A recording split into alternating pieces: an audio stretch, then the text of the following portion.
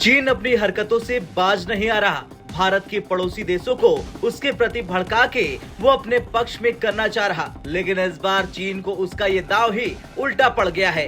किस भारत के पड़ोसी देश ने चीन को उसके ही चाल में फंसा दिया, चलिए जानते हैं इस रिपोर्ट में। दरअसल नेपाल का भारत से रोटी बेटी का नाता है। नेपाल की जमीन पर कब्जा करने वाले चीन को अब नेपाल की सरकार सबक सिखाने की तैयारी में है।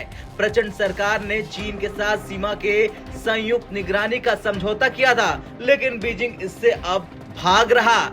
इससे चीन की मंशा अब नेपाल के सरकार के सामने आ गई। नेपाल सरकार चीन के झूठे वादों से परेशान हो गई और अब इस पूरे मुद्दे को जिनपिंग सरकार के समक्ष उठाने की तैयारी में है नेपाल की प्रचंड सरकार। नेपाल और चीन के बीच 16वें दौर की राजनयिक बातचीत होने जा रही। 25 जून को दोनों देशों के बीच ये बातचीत होगी। चीन ने उप विदेश मंत्री सुन वेइडोंग को इस बैठक के लिए काठमांडू भेजा है। नेपाल के विदेश मंत्री नारायण काजी श्रेष्ठ ने कहा कि इस बैठक में चीन और नेपाल के बीच सभी मुद्दों पर बातचीत होगी। इससे पहले हुए कई समझौतों को पूरा करने के लिए चीन से कहा जाएगा, लेकिन इसमें सबसे अहम सीमा विवाद है। बता दें, पिछले साल सितंबर में प्रचंड चीन गए थे। उनके इस दौरे में नेपाल ने चीन के साथ 12 करार पर हस्ताक्षर किए। बीजिंग में दोनों देश कृषि, व्यापार, बुनियादी ढांचे, विज्ञान और टेक्नोलॉजी, डिजिटल अर्थव्यवस्था, नेपाल और चीन के बीच सड़क संपर्क से लेकर कुछ संस्थागत सुधारों पर एक दूसरे का सहयोग करने के लिए सहमत हुए थे।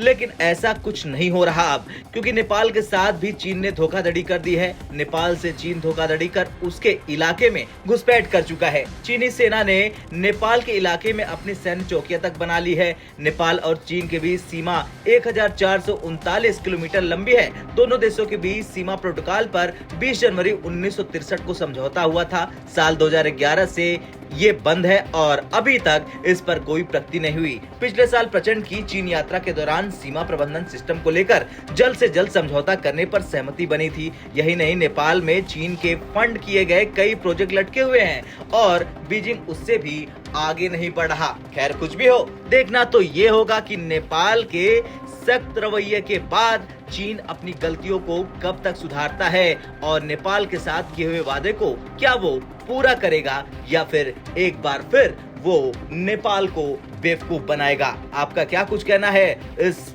रिपोर्ट पर कमेंट कर जरूर बताएं। ब्यूरो रिपोर्ट, भारत तक।